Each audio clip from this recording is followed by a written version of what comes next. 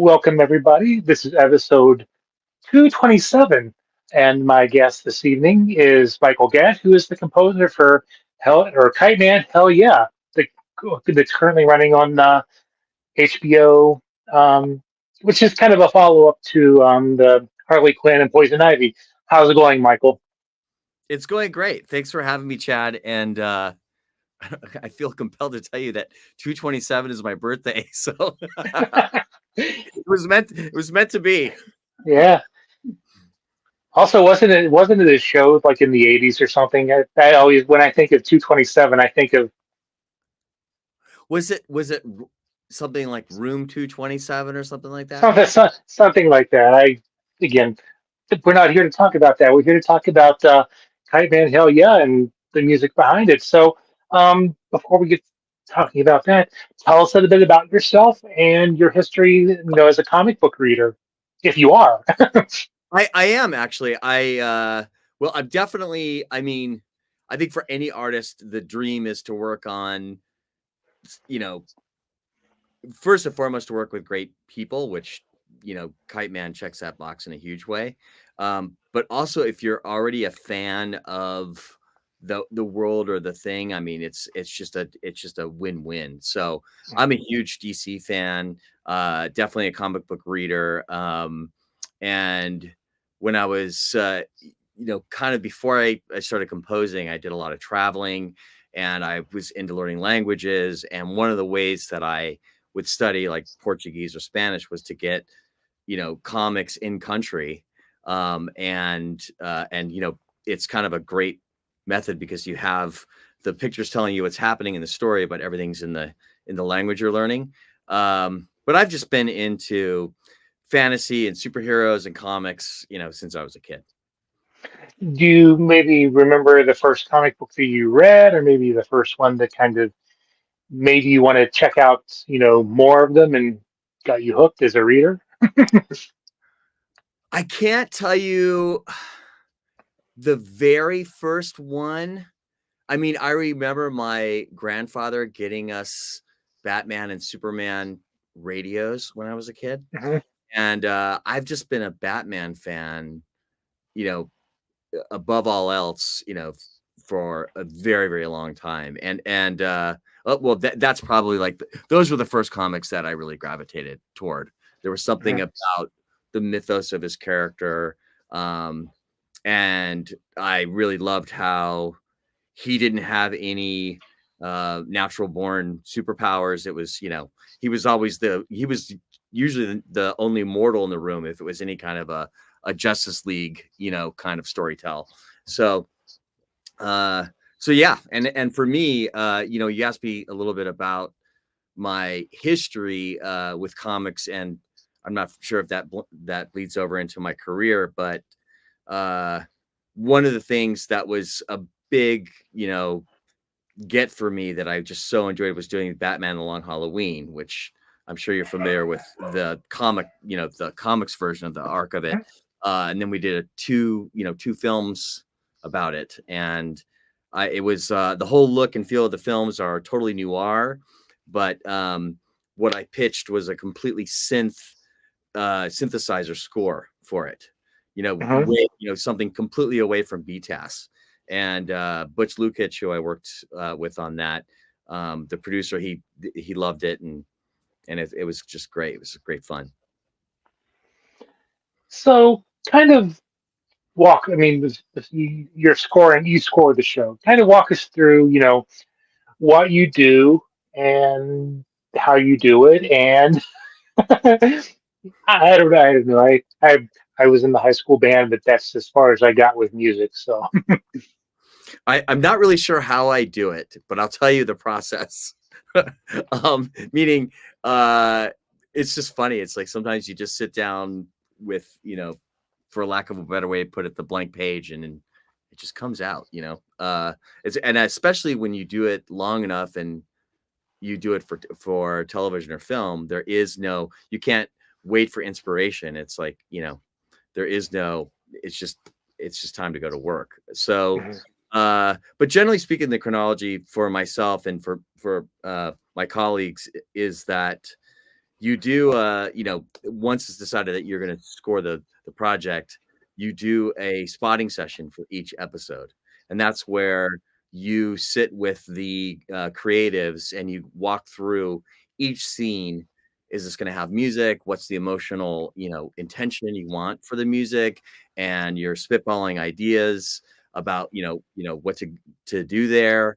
And for Kite Man, I mean, the music direction was 80s hair band, and just absolutely, like, I have a history with 80s hair band music, and I have the pictures to prove it, although they'll never make it online, I'm sure. uh but um but there is a certain authenticity to the kind of guitar playing that was happening in the 80s that happens to be one of my roots, a part of my roots as a musician. Mhm. So really, it was like once I got the gig, I immediately went to Guitar Center and bought a Jackson guitar that is very much of that era. I can actually show it to you. Um, this this is this is the guitar that makes all the Kite Man music. Uh, and the long and short of it is basically that these guitars in the 80s, it kind of looks like a Stratocaster, but you can see it's got the Grim Reaper headstock. It's got the neck to body is like super thin because you got to get up way up high, and then it's got this Floyd Rose tremolo that locking nut, so that the guitar stays in tune even if you just do crazy stuff with it. It's a majorly hot rodded guitar to play that kind of music. So I got that guitar right away and then just jumped in. One of the first things I did was the main title, and I also sing on all the, I sing the main title and I Mhm. sing the songs in the season. And so for me, I mean, as a composer, just doing underscore alone is just a complete dream job. But to also get to do the songs, and I very often do end up doing the main title for the series that I score, but not always. So that's always a big plus too. And the hell yeah, the Kite Man main title is quite connected to the show. Yep. So what was it about the show that kind of appealed to you, that made you, want to be a part of, the production? Well, the people, the creatives, that are involved in the show are phenomenal. The writing is phenomenal. The voice acting is phenomenal. I mean, to be a part of that team is just wonderful, and was a huge attraction for me. The fact that it is in the DC universe was huge. I thought Kite Man was hysterical in Harley Quinn.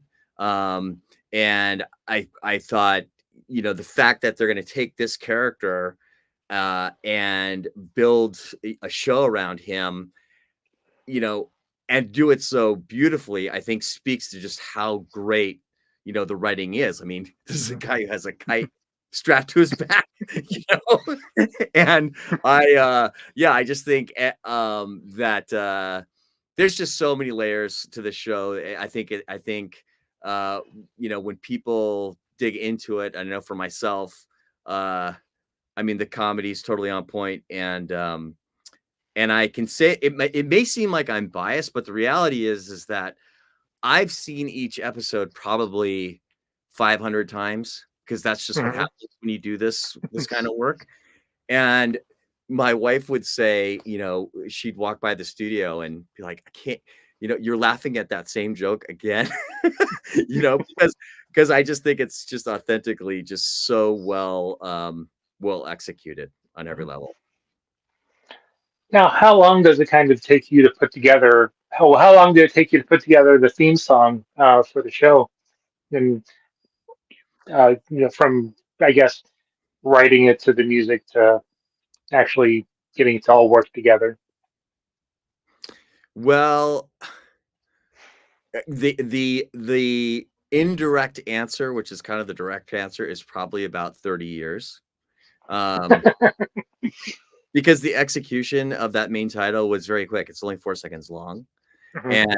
And I mean, my process is very often that all the music is already written in my head before I, go into the studio. Mhm. And then it just becomes about execution. Of course, as you're executing, you're getting more ideas. But I mean, that that was done, uh, I don't know, like I did it one morning. I did it like right when we started. Mhm. That was one of the first things that I did. And they Yeah. loved it. They loved it. That was like one of the things that I think really was like, "Oh yeah, this is gonna be a great fit." Mhm. Now, when you're doing that, like say you know, you've written it, you ever get to the point where you're like you're doing it and you like want to try something and you're like, oh, that works a lot better. I want to because how most cre- creatives probably are. They are their own worst critic. Um, have you ever had that happen to you? Does it happen often? Does it when it happens? Does it derail you? I don't know. Uh, you know, I I'm gonna try to answer this without sounding like it's a humble brag. I think what happens is, after, the quintessential 10,000 hours, of doing something, you just kind of your sensibilities and also your eye on the clock all kind of come together, and you just the thing that I think you develop, and I'm having a hard time putting this to words. The thing I think that you develop most of all, is your ears, right? When Mhm. you're doing the kind of work that I do. So you're kind of like the producer standing next to you the whole time, kind of hearing what you're doing outside of being the person that's actually making what you're doing. Um, so the short answer is, do I write stuff and go like, "That's terrible. I'm gonna start over again"? Hell yes, or hell yeah, more appropriately. But I think when I talk about instincts and, evolving as an artist, that process happens in minutes Mhm. instead of hours or days. Any kind of do-over, like I just, you just know instantly. And frankly, like, I don't think the timeline allows for anything less than that. Mhm. You just don't have, you just really don't have the bandwidth, especially in serial television, to to do anything less than that kind of speed.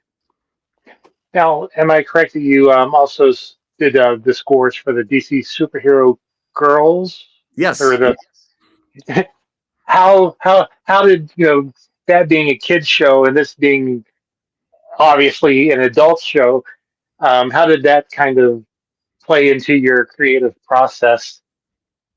Well, I mean, I appreciate the question, because I really don't delineate between kids, adult, animation, live action. For me, it's all storytelling, and it's all gets kind of the same. I mean, certainly there's tonal things, there's very much, lanes that you'll want to stay in, depending on the direction of the story. But overall, I just approach it like I want completely sincere music, Mhm.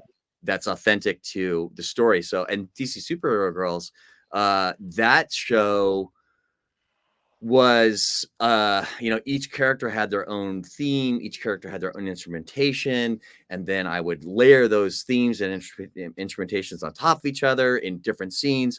And it was like that show, there was a lot of passion and love that went into that show. And there's some phenomenal episodes of that show. And I think, I hope I'm not sounding defensive, like, because I, Is it a kid show? A kid show? Yes, but do I think it's just a phenomenal show, regardless of what classification you put it in? Absolutely, yeah.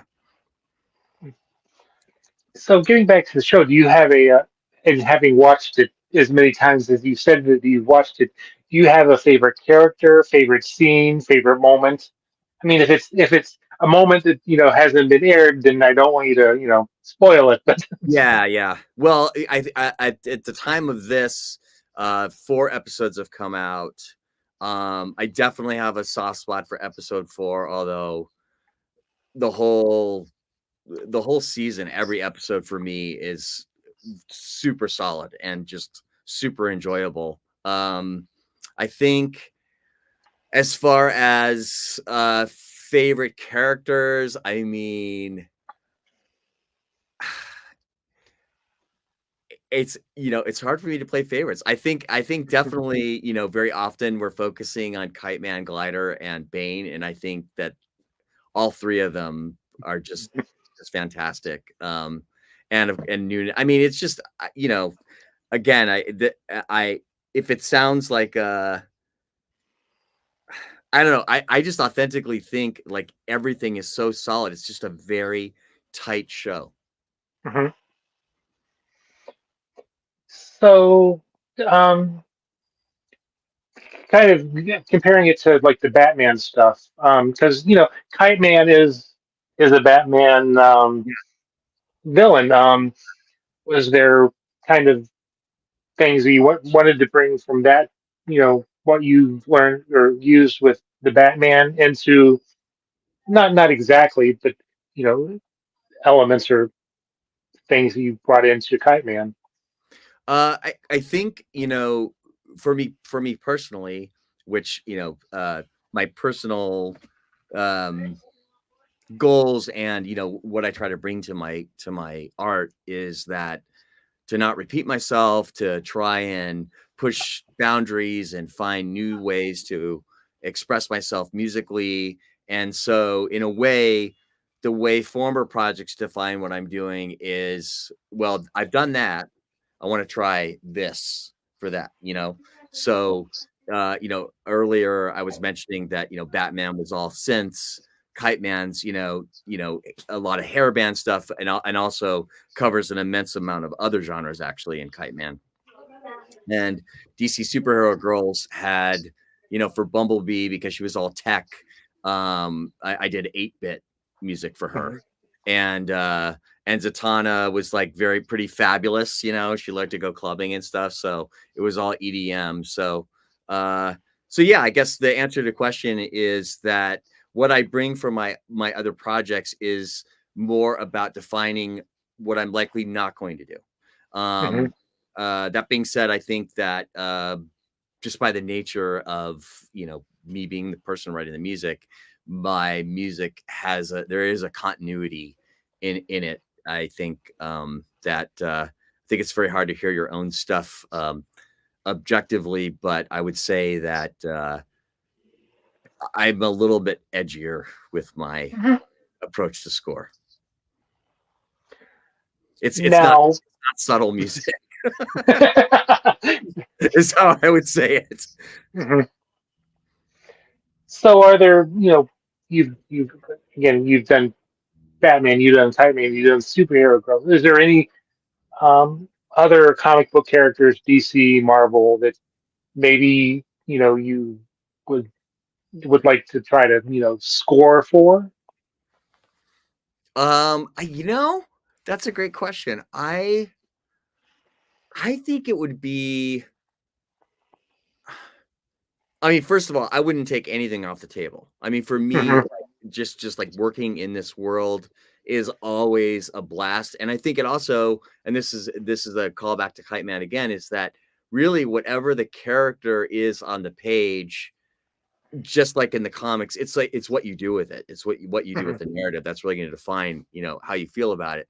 But I the character that popped into my head was actually Plastic Man. I think Oh, that there's, I think people underestimate him, write him off, and um, he's got a lot going on. Mhm.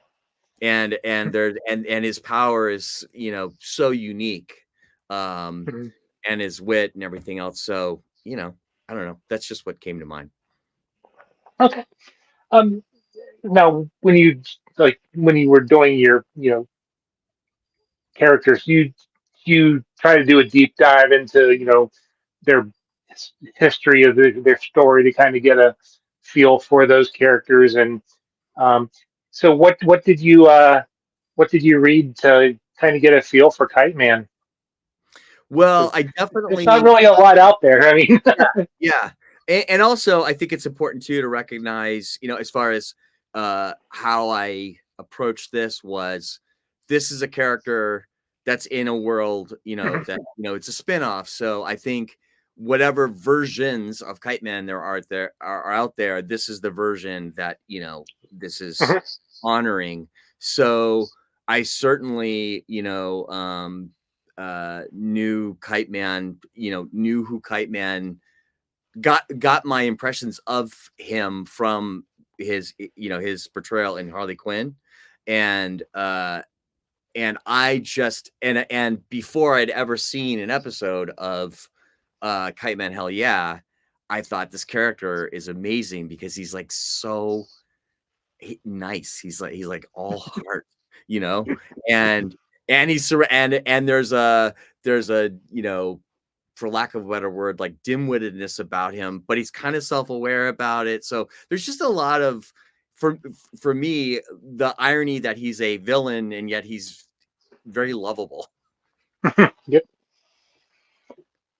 So, are you?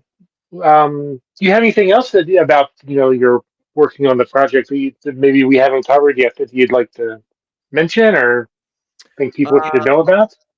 well, I would definitely say that if you are enjoying the show, just, you know, the season just keeps going and it's just awesome.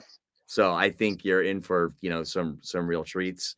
And and as far as you know, other projects and stuff, you know, I have something coming out for Dungeons and Dragons. And I'm very excited about that. It's a far cry, as you might imagine, from Kite Man, but at the same time, I think, I don't know. For me personally, I don't think it's a. I think if you're into this kind of stuff, you're usually into all of it. You know, at least Mhm, that's been what it's like for me. mhm. Uh, and I love D&D, and I'm a player, and and I and a and I DM games. I would DM games too, but but yeah, as far as Kite Man goes, I think I would just say, you know, this sounds like such a plug, but I really like, I think there's just so much choice out there. I mean, Mhm.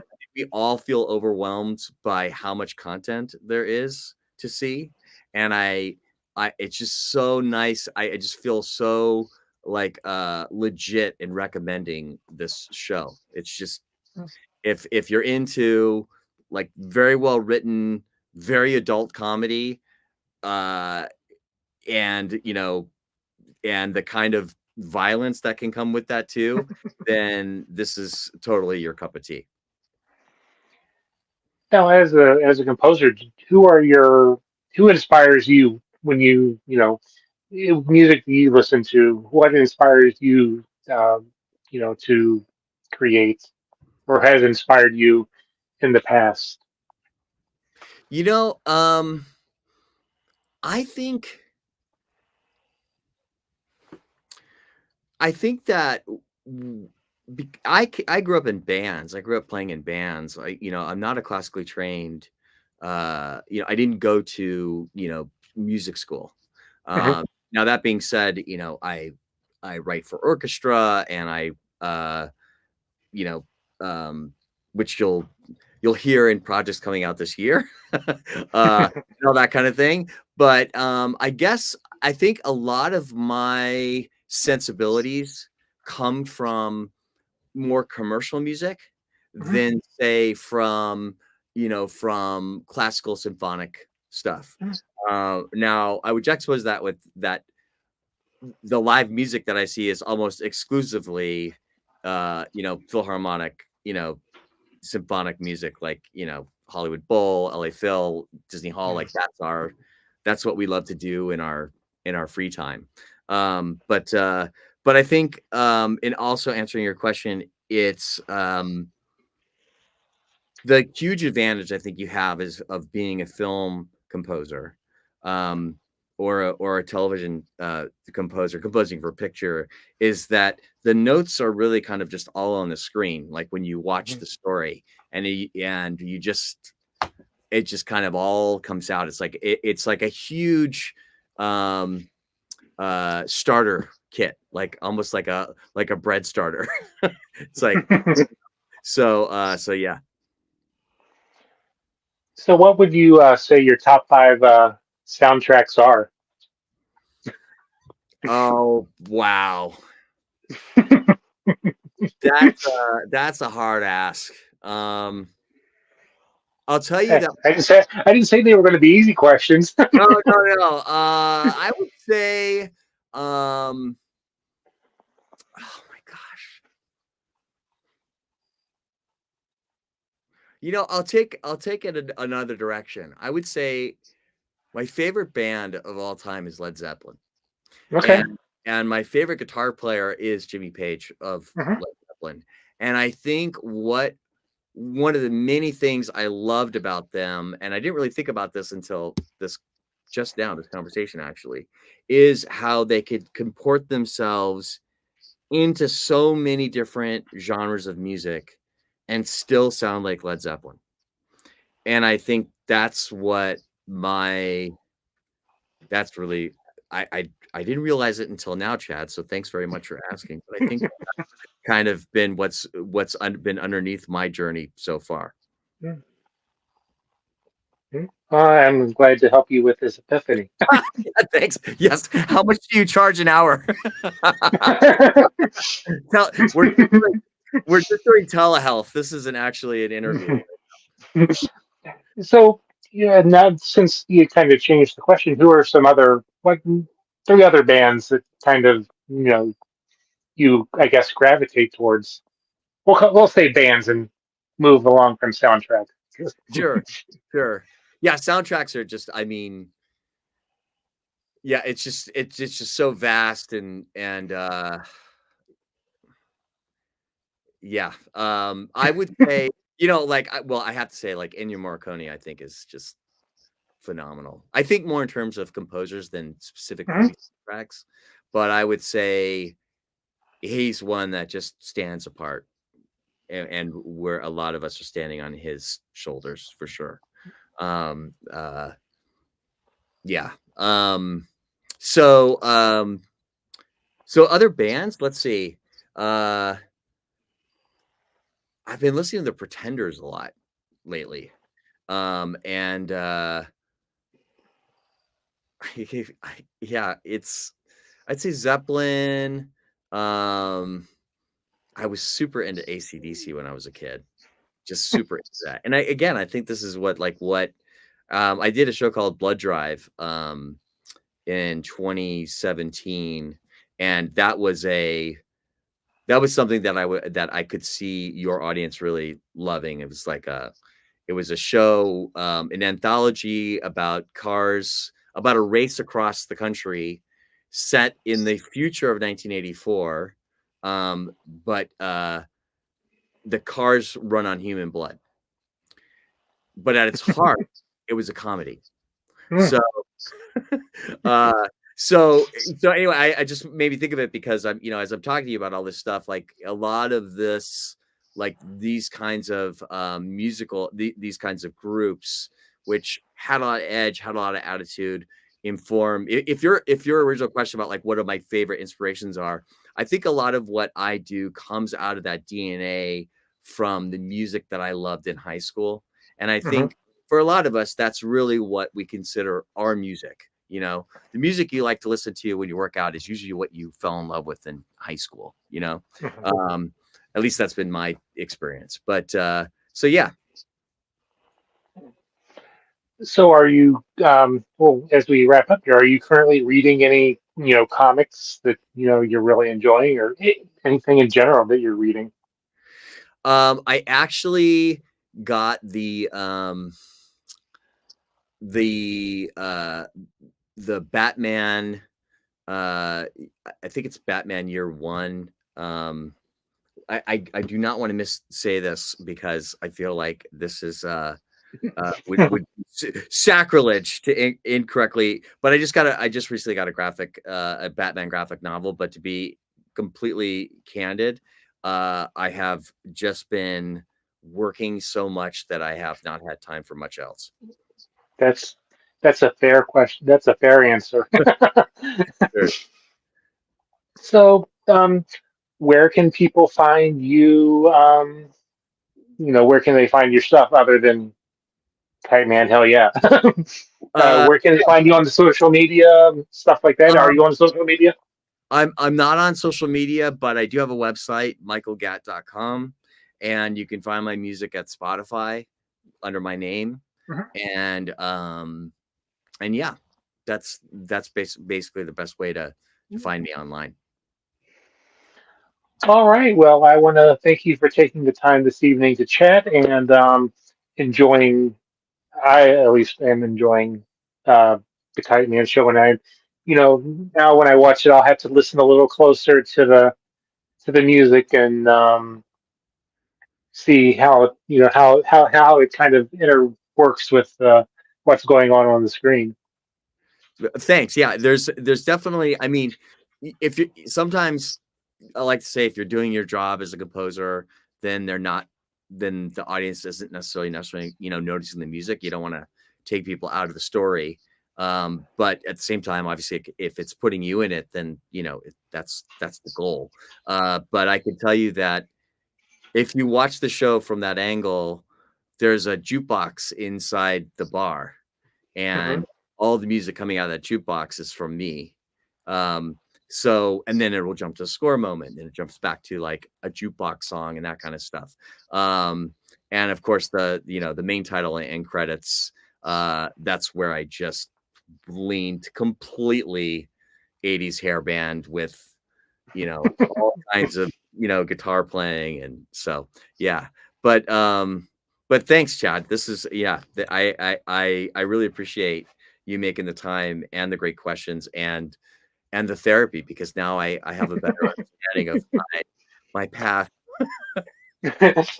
Well, I'm glad I could help unknowingly. But I guess that's our show for this evening. We will be back tomorrow to talk with. See, what are we talking? Oh, the Powerpuff Girls Halloween special. This is Amanda Dybart and Kat Skaggs, I believe. So I don't know. Maybe uh, be sure to come back and we'll see you on the flip side.